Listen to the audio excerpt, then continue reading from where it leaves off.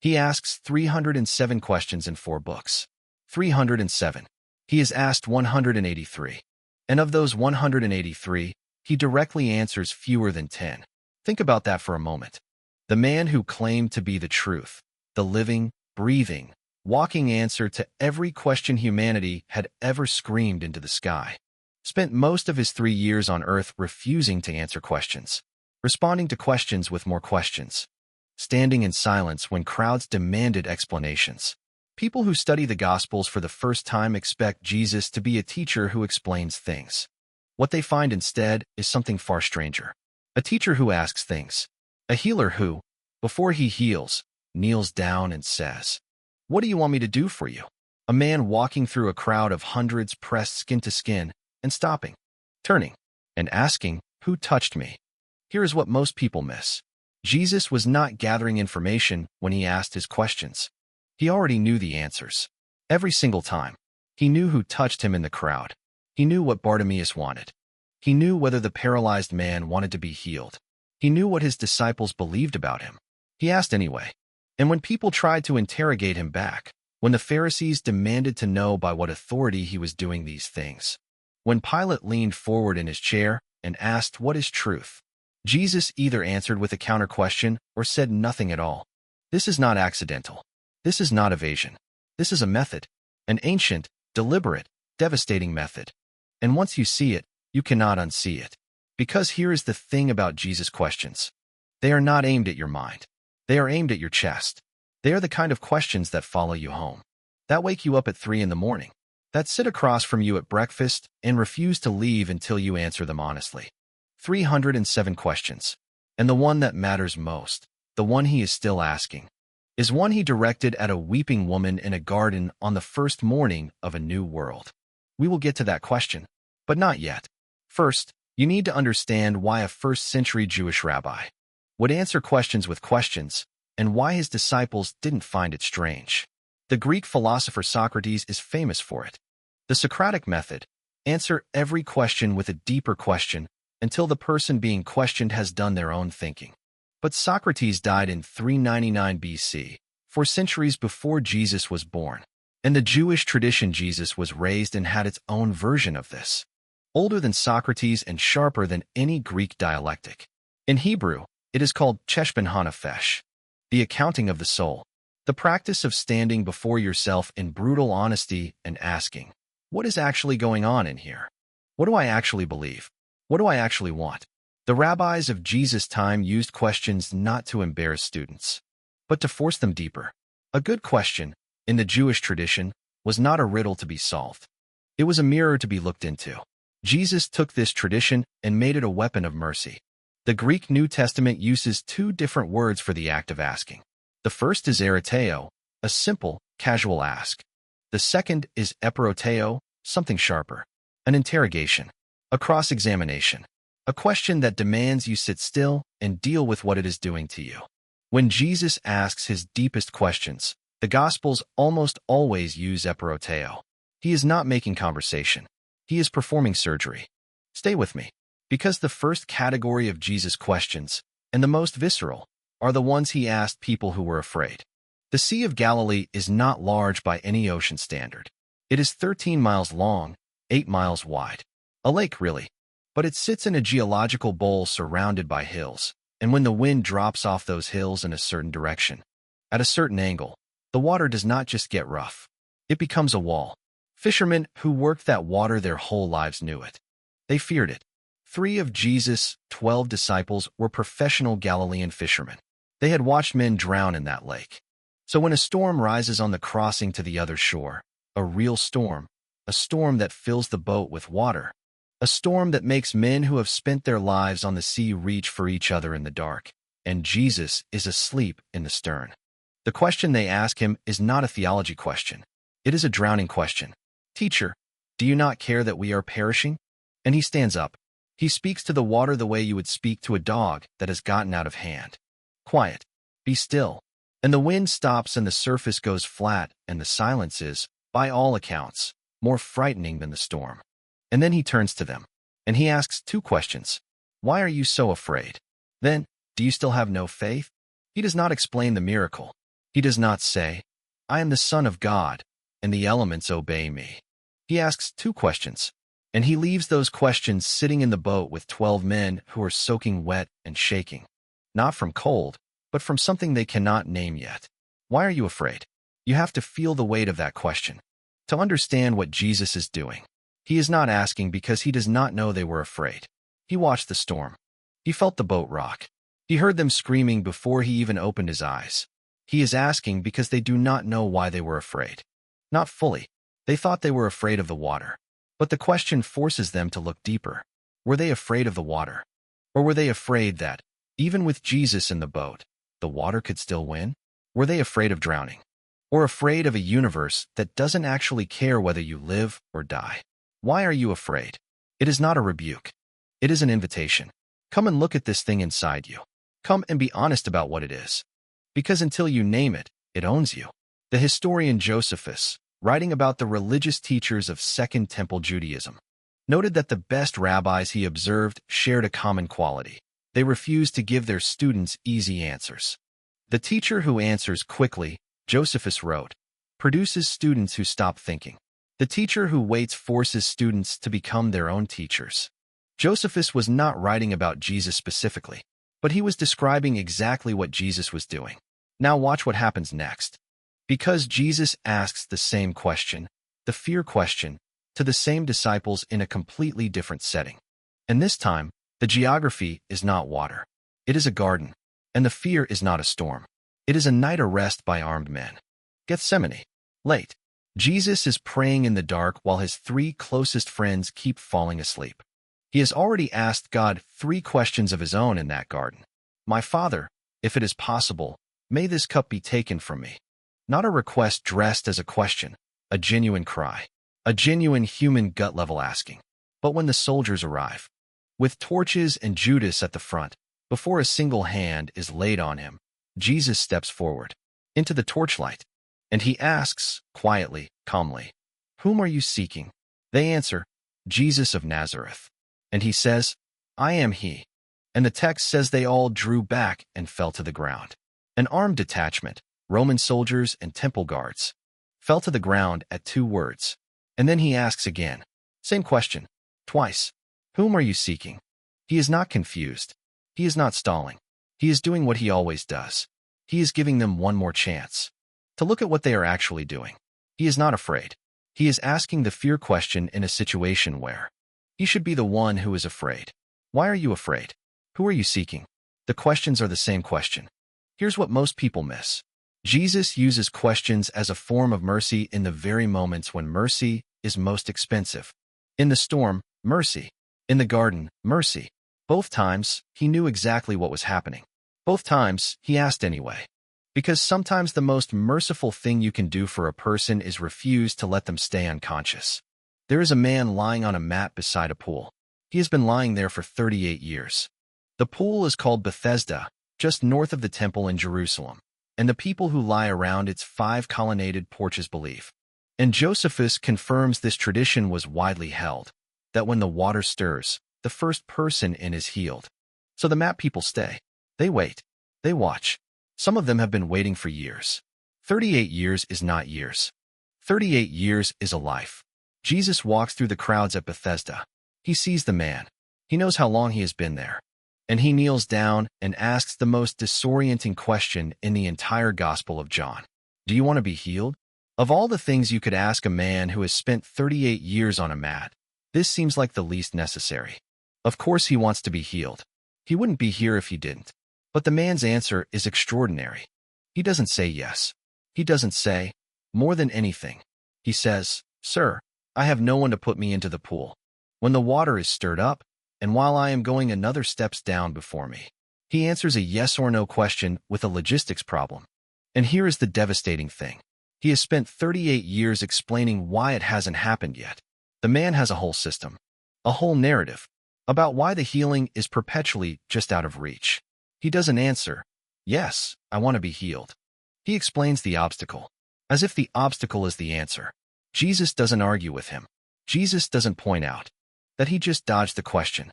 He heals him anyway. But the question remains in the text like a splinter.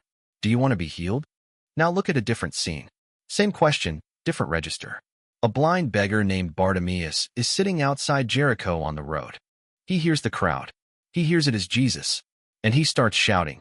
The Greek is kratzo, an undignified, embarrassing shout. Jesus, Son of David, have mercy on me. The crowd tries to shut him up. He shouts louder. Jesus stops. The crowd parts. The blind man is brought forward. And Jesus asks him the same category of question he asked the man at Bethesda. What do you want me to do for you? And Bartimaeus doesn't explain the obstacles. He doesn't say, well, I've tried other healers and it hasn't worked. He doesn't give a logistics problem. He says one thing. Rabbi, let me recover my sight. And Jesus heals him. Now hold that thought. Because in the same gospel, in the very same chapter in Mark, just 15 verses earlier, Jesus asks the same question to two other people. James and John, sons of Zebedee, have just approached Jesus privately. They want something.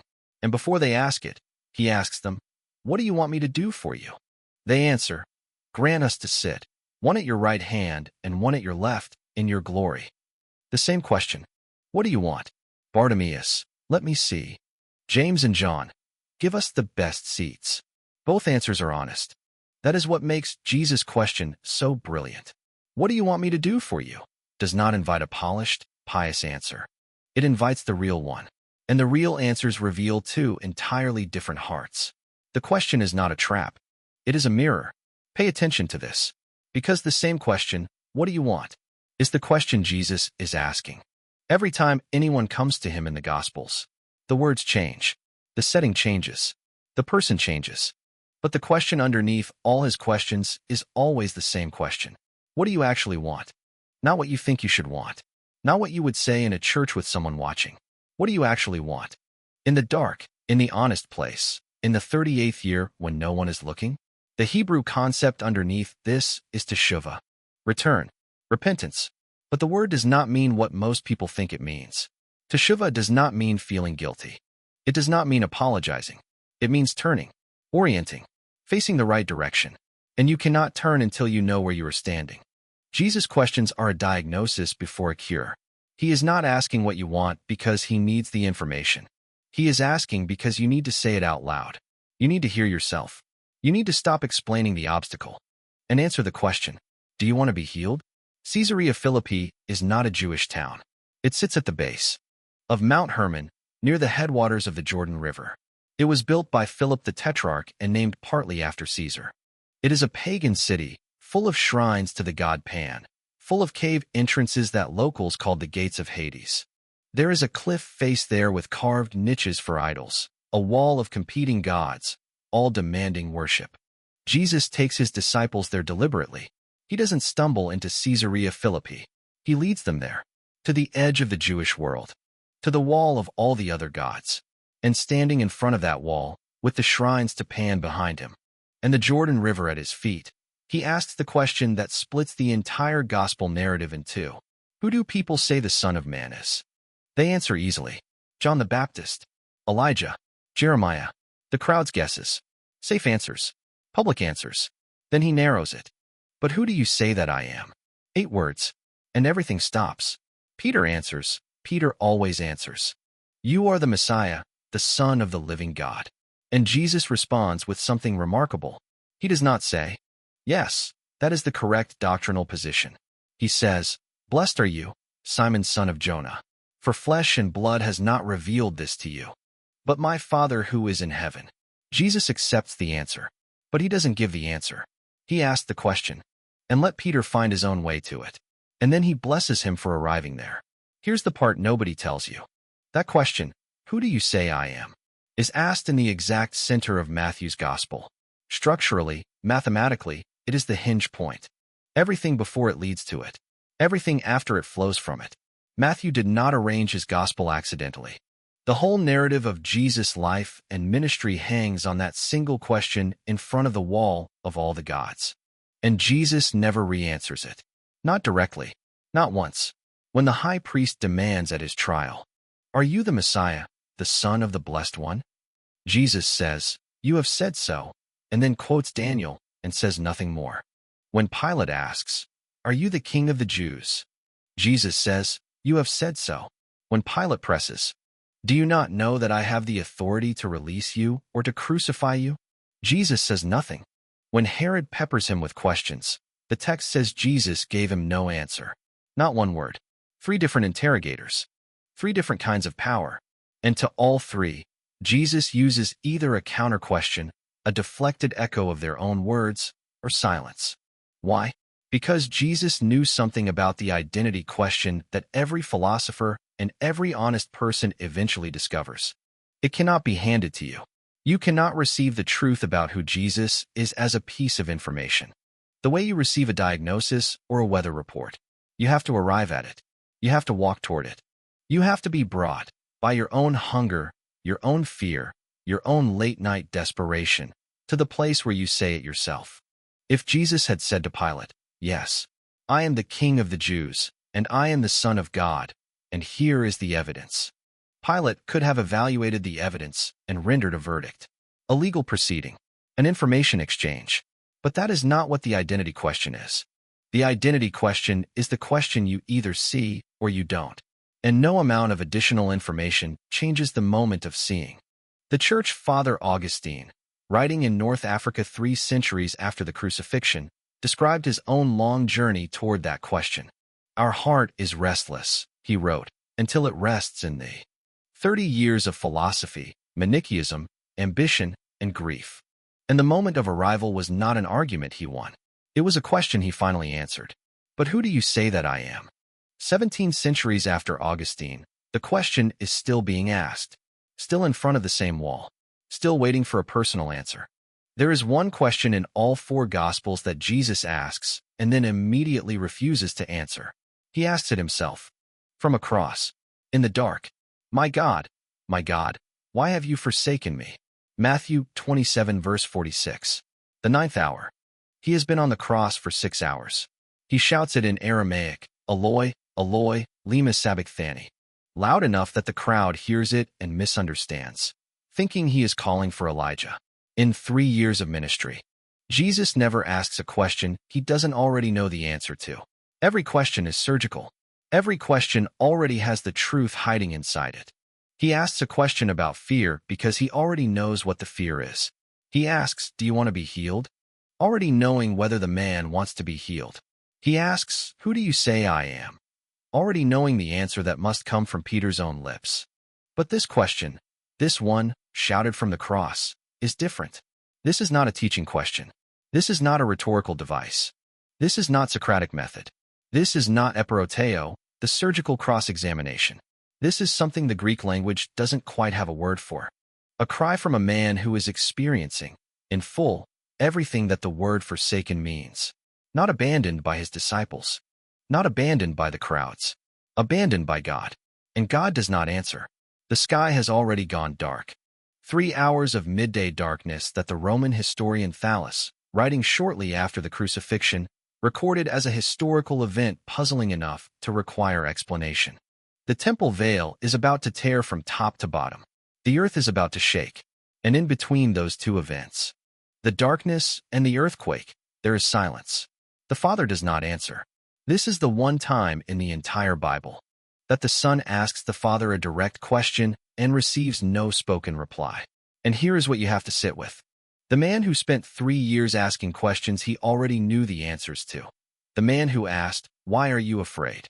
When he knew exactly why, is now asking a question from the cross that, in his humanity, he does not fully understand.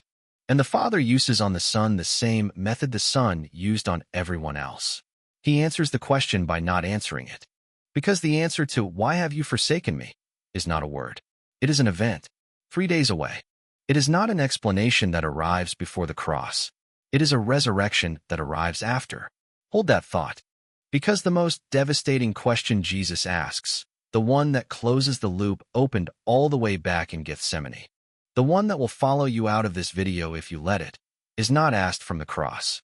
It is asked in a garden. At dawn, 3 days later, a woman named Mary Magdalene is standing outside the empty tomb, weeping. She has been weeping since Friday. She is weeping because the body is gone and the last thing she had, the last connection, is gone with it. She looks into the tomb and sees 2 angels. They ask her, Woman, why are you weeping? She turns around. She sees a man. She thinks it is the gardener. He asks her 2 questions. Woman, why are you weeping? Then, whom are you seeking? That second question. Whom are you seeking? You have heard it before. In the dark. In the garden. In Gethsemane. Armed men with torches. Jesus steps forward and asks, whom are you seeking?